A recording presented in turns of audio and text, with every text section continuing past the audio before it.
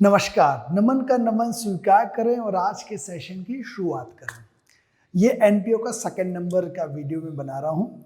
Last अगर नहीं देखा है तो आई कार्ड में क्लिक करके आप प्रीवियस एपिसोड देख सकते हैं, जिसमें मैंने रिसिप्ट पेमेंट क्या है, किस बेस पे बनता है, एक सिस्टम सब बताया। अब इसके बारे में बता रहा हूँ कि रिसिप्ट पेमेंट का जब पोस्टमार्टम करेंगे हम, पोस्टमार्टम करेंगे मतलब इसके अंदर डिटेलिंग जाएंगे कि इसके अंदर से क्या क्या निकलना है। तो 3 अकाउंट निकालना है हमको, 3 वर्किंग करना है। इनकम एक्सपेंडिचर, दूसरा कैपिटल फंड जिसको लास्ट ईयर की बैलेंस शीट भी कहते हैं, या और साथ में इस साल की बैलेंस शीट। मतलब 3 चीज बनानी है इससे।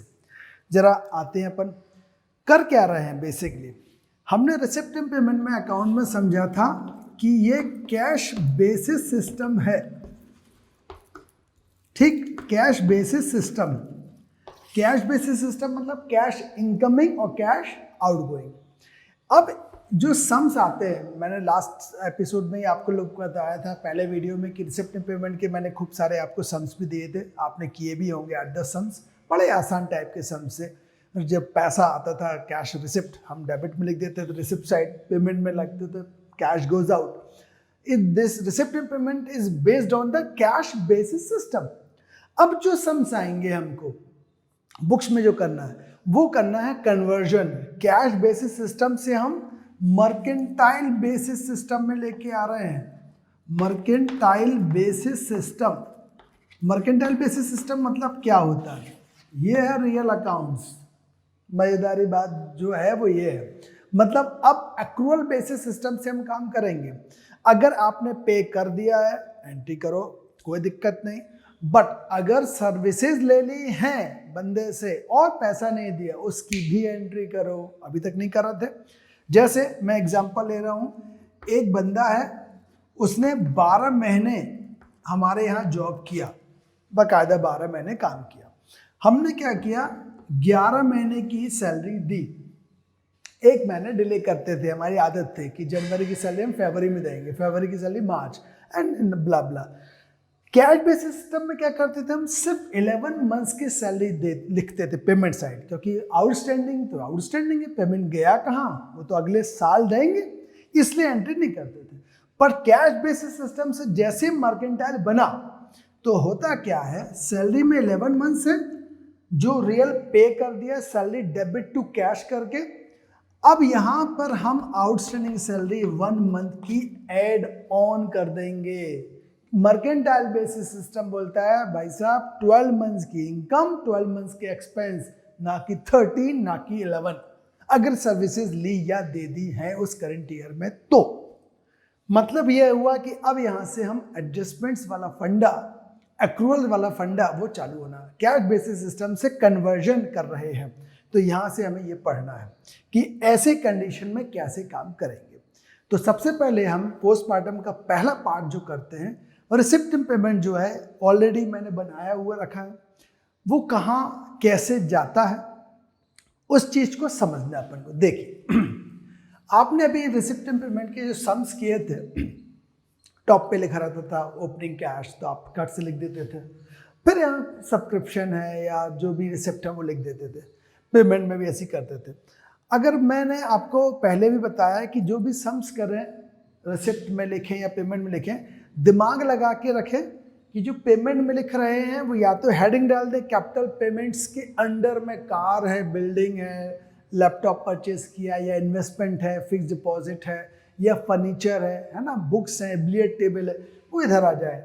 और बाकी इलेक्ट्रिसिटी बिल है, गार्डनर्स की सैलरी है, स्टाफ की सैलरी है, audit fee, telephone bills in all, तो वो रेवेन्यू पेमेंट्स, ताकि डिफ्रेंशिएट करना आप सीख सके। तो शायद इतना तो आप सीख ही गए होंगे। देखिए, तो नंबर 1 हम देखते हैं कि रिसिप्ट पेमेंट एक बना हुआ दिख रहा है। अब वो सम है, उस सम में सबसे पहले हम बात करते हैं ओपनिंग बैलेंसेस की।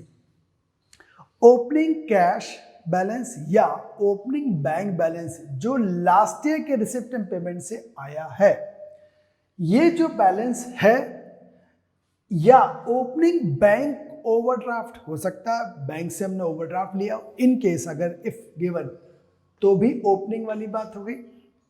एक चीज। दूसरी चीज, हमने जो भी इनकम लिखी थी अगर करंट ईयर में मिलती थी, चाहे वो पिछले साल की हो तो भी, इस साल मिली है तो लिखते थे, याद है अभी लास्ट टाइम ने अपने सम्स किए, ये नेक्स्ट ईयर के भी इस साल में पैसा मिला है तो भी लिखते थे। बट अब हम अकाउंटेंसी का mercantile basis system, accrual basis system पढ़ रहे हैं, तो हम बोलते भाई साहब पिछले साल का पिछले में, अगले साल का अगले में, इस साल का इस साल में। 12 महीने वाला फंडा रहेगा, 13 महीने भी नहीं चाहिए, 11 महीने भी नहीं चाहिए, राइट। तो हम प्रीवियस ईयर की बात कर रहे हैं, तो ओपनिंग बैलेंस ये हो गया प्रीवियस ईयर और ये हो गया, मतलब 1 2 ओपनिंग और प्रीवियस ईयर। ठीक, हमको 4 चीजें समझ में आए। देखिए जरा, ये जो भी हमारे ओपनिंग बैलेंसेस थे या प्रीवियस ईयर थे, हो सकता है इनकम, हो सकता है expense. Opening balance debit balance हो सकता है कैश का, ओपनिंग बैलेंस डेबिट बैंक का हो सकता है, या ओपनिंग बैलेंस बैंक ओवरड्राफ्ट हो सकता है, कुछ भी है। जाएगा कहाँ? ये तो ओपनिंग बैलेंस है लास्ट ईयर का, या प्रीवियस ईयर लास्ट ईयर का, मतलब लास्ट ईयर की बैलेंस शीट का, जिसको हम बोलते हैं कैपिटल फंड। डिफ्रेंशिएट कर लो, इसलिए कर लो, या तो मैं इसको ऐसा लिखूं, दूसरा नाम balance sheet as on 31 March, previous year की डेट डालूं तो कंफ्यूजन होगा, ये भी बैलेंस शीट अगली भी बैलेंस शीट, तो इसलिए उसका नाम ही कर दिया कैपिटल फंड। है बैलेंस शीट लास्ट ईयर की, या तो उसको ऐसा समझ लो, last year balance sheet capital fund. मतलब ये एक चीज समझ में आ गई कि जब रिसिप्ट पेमेंट सम दिया रहेगा और हमें कोई बोले कि इससे कैपिटल फंड बनाओ, तो हम क्या पिकअप करेंगे? ओपनिंग और प्रीवियस, ओपनिंग प्रीवियस। कहाँ लेके जाएंगे? कैपिटल फंड में। कैसे ले जाएंगे? ये रिसिप्ट डेबिट होता है, पेमेंट क्रेडिट होता है। ओपनिंग लिखा है डेबिट में, सब्सक्रिप्शन का प्रीवियस ईयर का पैसा जो अभी मिला है वो भी ओपनिंग में, सॉरी रिसिप्ट में लिखा है। ये दोनों रिसिप्ट डेबिट में है, तो ये हमारे डेबिट में ही जाएंगी, मतलब ओपनिंग कैश हो या ओपनिंग बैंक हो या प्रीवियस ईयर की कोई इनकम हो, राइट। और ये क्रेडिट में लिखा था, ओपनिंग हमारा बैंक ओवरड्राफ्ट, प्रीवियस ईयर का एक्सपेंस क्रेडिट का था, तो हमने कहाँ ले गए? ओपनिंग अगर बैंक ओवरड्राफ्ट है तो भी, और प्रीवियस ईयर का कोई एक्सपेंस है तो भी। मतलब मीनिंग जस्ट ये निकला कि हम कैपिटल फंड में जब ट्रांसफर करते हैं तो एक चीज ध्यान रखे हैं, उसको सेम साइड ट्रांसफर करते हैं, means debit goes to debit और credit goes to credit always. ये बहुत इंपॉर्टेंट है। कैपिटल फंड सेम साइड जाएगा, डेबिट का डेबिट में, क्रेडिट का क्रेडिट में। ठीक, ओपनिंग बैलेंस है या प्रीवियस ईयर, ओपनिंग बैलेंस या प्रीवियस ईयर। अब थोड़ा सा इसके अंदर डिटेलिंग चलते हैं, लॉजिक समझते हैं क्यों जा रहा। ओपनिंग कैश या ओपनिंग बैलेंस लास्ट ईयर से लाए बोल रहे थे। अच्छा भाई, लास्ट ईयर बैलेंस शीट बनी होगी, लास्ट ईयर में बैलेंस शीट में जब बनी वो तो ईयर एंड में बनी होगी। जब ईयर एंड में बनी है मतलब कि वो क्लोजिंग कैश बैलेंस या क्लोजिंग बैंक बैलेंस होंगे, राइट। वही क्लोजिंग बैंक बैलेंस या कैश बैलेंस जो बैलेंस शीट में लिखे थे वही तो हमने यहाँ लिख दिया ना ओपनिंग। मतलब ये लास्ट ईयर की बैलेंस शीट, इसको मैं ऐसा लिख दूं कि यहाँ अभी समझ में आने के लिए लिख रहा हूँ opening cash opening bank, actually ये क्या है? Closing cash closing bank last year का है, जिसको इस साल हम ओपनिंग बोलते हैं। तो एसेट में ही होना चाहिए, ये लायबिलिटी में होना चाहिए बैंक ओवरड्राफ्ट, राइट। अब बात करते हैं, इसको रब करते जा रहा हूं ताकि ये एक पिक्चर क्लियर होती जाए।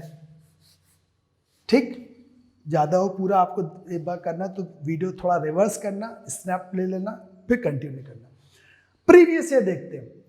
प्रीवियस ईयर यहां लिखा, प्रीवियस ईयर इनकम हम रिसिप्ट में क्यों लिखते थे तो बता चुका हूं। कैश बेसिस सिस्टम के अकॉर्डिंग अगर हमको करंट ईयर में पिछले साल का भी पैसा मिल जाए जो आउटस्टैंडिंग हुआ करता होगा, वो अगर मिल गया करंट ईयर में तो हम लिखते थे कैश है। इसका मतलब है ये प्रीवियस ईयर का जो पैसा लास्ट ईयर अक्रूड रहा होगा, प्रीवियस ईयर इनकम जिसको हम अक्रूड इनकम बोल दें या आउटस्टैंडिंग इनकम बोल दें, क्योंकि एसेट बनाई रही होगी उसने क्या इतना इनकम मिलने वाली है और करंट ईयर में नेक्स्ट ईयर में हमको मिल गया।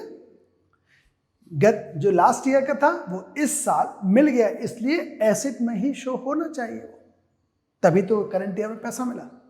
राइट, सेम ये प्रीवियस ईयर के जो एक्सपेंस हैं, प्रीवियस ईयर के एक्सपेंस जो हमने इस साल पे किए, मतलब लास्ट ईयर खर्चे थे, मतलब लास्ट ईयर नहीं दिए होंगे, तो लास्ट ईयर के जो खर्च है वो क्या हुए होंगे, आउटस्टैंडिंग एक्सपेंस रहे होंगे लायबिलिटी में।